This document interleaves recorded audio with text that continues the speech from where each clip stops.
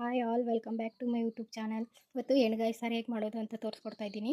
ನೋಡಿ, ನಾನು 4 ಬದನೆಕಾಯಿ ತೊಗೊಂಡಿದ್ದೀನಿ. ಈ ಥರ ಮಧ್ಯ ಕಟ್ ಮಾಡಿ ನೀರಲ್ಲಿ ಹಾಕೊಂಡಿದ್ದೀನಿ. ಇವಾಗ ಮಸಾಲೆಗೆ ಏನೇನು ಬೇಕೋ ಅದೆಲ್ಲ ತೊಗೊಂಡಿದ್ದೀನಿ. 1 ಕಪ್ ಕಾಯಿ, ಈರುಳ್ಳಿ, ಕರಿಬೇವು, 1 ಟೊಮಾಟೊ, 1 ಹಿಡಿ ಕೊತ್ತಂಬರಿ, 1 ಸ್ಪೂನ್ ಜೀರಿಗೆ, ಆಮೇಲೆ ಹುಣಸೆ ಇಟ್ಕೊಂಡಿದ್ದೀನಿ. ಆಮೇಲೆ ಕಡಲೆ ಬೀಜ, ಇವೆಲ್ಲ ಹುರ್ಕೊಳ್ಳೋಣ. ನೋಡಿ, ಸ್ಟವ್ ಹಚ್ಚಿ ನಾನೊಂದು ಬಾಣಲಿ ಇಟ್ಕೊಂಡಿದ್ದೀನಿ. ಇದರೊಳಗೆ ಇವಾಗ ಕಟ್ ಮಾಡಿರೋಂಥ ಕಾಯಿ ಹಾಕ್ಕೊಳ್ಳೋಣ. ಲೈಟಾಗಿ ಎಲ್ಲನೂ ಹುರ್ಕೋಬೇಕು. ನೋಡಿ, ಲೈಟ್ ಆ್ಯಂಡ್ ಬ್ರೌನ್ ಕಲರ್ ಆಗಿದೆ. ಇವಾಗ ಇದು ಸೈಡ್ ತೆಗೆದಿಟ್ಕೊಳ್ಳೋಣ. ನೋಡಿ, ಅದು ತೆಗೆದ್ಬಿಟ್ಟು ಈಗ ಈರುಳ್ಳಿ ಹಾಕ್ತಾಯಿದ್ದೀನಿ.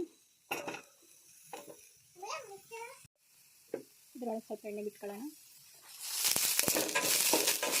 ನೋಡಿ, ಇದು ಲೈಟ್ ಆ್ಯಂಡ್ ಬ್ರೌನ್ ಕಲರ್ ಆಗಿದೆ.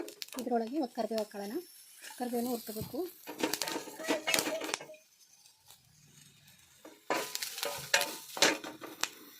ಆಮೇಲೆ ಜೀರಿಗೆನೂ ಇದರಲ್ಲಿ ಹಾಕ್ಕೊಂಡು ಇಟ್ಕೊಳ್ಳೋಣ.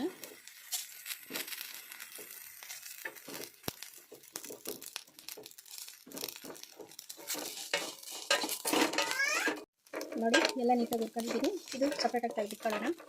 ನೋಡಿ, ಅದೆಲ್ಲ ತೆಗೆದಿಟ್ಕೊಂಡಿದ್ದೀನಿ. ಇವಾಗ ಕಡಲೆ ಬೀಜ ಹಾಕ್ತಾಯಿದ್ದೀನಿ. ಇದು ಲೈಟ್ ಆ್ಯಂಡ್ ಬ್ರೌನ್ ಆಗೋವರೆಗೂ ಹುರ್ಕೊಳ್ಳೋಣ.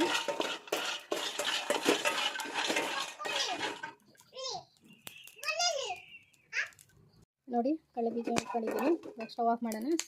ಕಡಲೆ ಬೀಜ ಸಿಪ್ಪೆ ನೋಡಿ ಆಫ್ ಮಾಡಿದ್ದೀನಿ. ಈಗ ಸಿಪ್ಪೆ ಬಿಡಿಸ್ಕೊಳ್ಳೋಣ. ನೋಡಿ, ಸಿಪ್ಪೆ ಸುಲಿದು ಹಾಕ್ಕೊಂಡಿದ್ದೀನಿ. ಟೊಮೆಟೊನು ಒಂದ್ರಾಗೆ 4 ಭಾಗ ಮಾಡಿ ಹಾಕಿದ್ದೀನಿ. ಇದೆಲ್ಲ ಮಸಾಲೆ ರುಬ್ಕೊಂಬರೋಣ. ಪೇಸ್ಟ್ ಆದಮೇಲೆ ತೋರಿಸ್ತೀನಿ. ಹುರ್ಕೊಂಡಿರೋದೆಲ್ಲ ಅದು ಪೇಸ್ಟ್ ಮಾಡ್ಕೋಬೇಕು.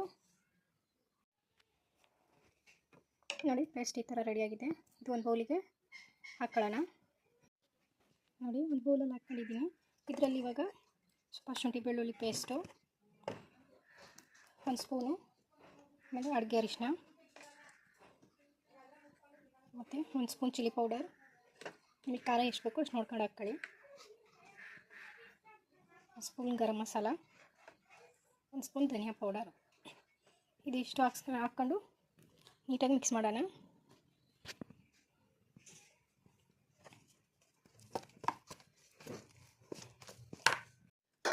ನೋಡಿ, ನೀಟಾಗಿ ಮಿಕ್ಸ್ ಆಗಿದೆ. ಇವಾಗ ನಾವು ಕಟ್ ಮಾಡಿ ಇಟ್ಕೊಂಡಿದ್ವಲ್ಲ ಬದನೆಕಾಯಿ, ಇದ್ರೊಳಗೆ ತುಂಬೋಣ. ನೋಡಿ, ಈ ರೀತಿ ಇದ್ರೊಳಗೆ ತುಂಬ್ತಾ ಇದ್ದೀನಿ.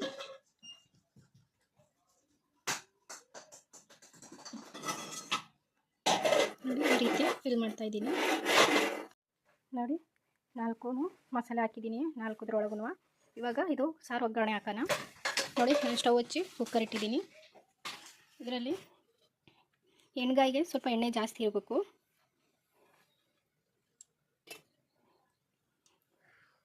ನೋಡಿ, ಎಣ್ಣೆ ಬಿಸಿಯಾಗಿದೆ. ಇವಾಗ ಇದರಲ್ಲಿ ಬದನೆಕಾಯಿನ ಹಾಕೊಳ್ತಿದ್ದೀನಿ.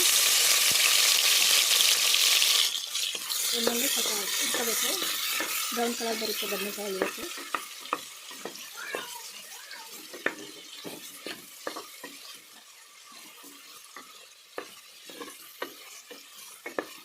ಎಲ್ಲರೂ ಒಂದೊಂದು ಥರ ಮಾಡ್ತಾರೆ. ಕೆಲವರು ಬರೀ ಕಡಲೆ ಬೀಜದ ಪುಡಿ ಮಾತ್ರ ಫಿಲ್ ಮಾಡಿಬಿಟ್ಟು ಮಾಡ್ತಾರೆ. ನಾನು ಎರಡೂ ಕಡಲೆ ಬೀಜ ಮತ್ತು ಕಾಯಿ ಎರಡೂ ಮಿಕ್ಸ್ ಮಾಡಿ ಮಾಡ್ತೀನಿ. ನಾನು ಯಾವ ಥರ ಮಾಡ್ತೀನಿ ಅಂತ ನೋಡಿ.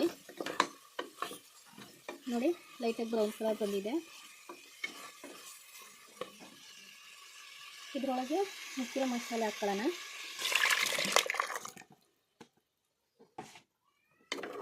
ಚೆನ್ನಾಗಿ ಮಿಕ್ಸ್ ಮಾಡೋಣ. ಉಪ್ಪು ಖಾರ ಏನೇ ಕಮ್ಮಿ ಇದ್ದರೂ ಈಗಲೇ ನೋಡಿಕೊಂಡು ಮಿಕ್ಸ್ ಮಾಡ್ಕೊಳ್ಳಿ. ನೋಡಿ, ಕುದೀತಾ ಇದೆ. ಇದರೊಳಗೆ ನಾನು ಇವಾಗ ಸ್ವಲ್ಪ ಹುಣಸೆಹಣ್ಣು ಹುಳಿ ಹಾಕ್ತಾಯಿದ್ದೀನಿ. ಹುಳಿಯಾಗಿ ಚೆನ್ನಾಗಿರುತ್ತೆ. ಆಮೇಲೆ ರುಚಿಗೆ ತಕ್ಕಷ್ಟು ಉಪ್ಪು.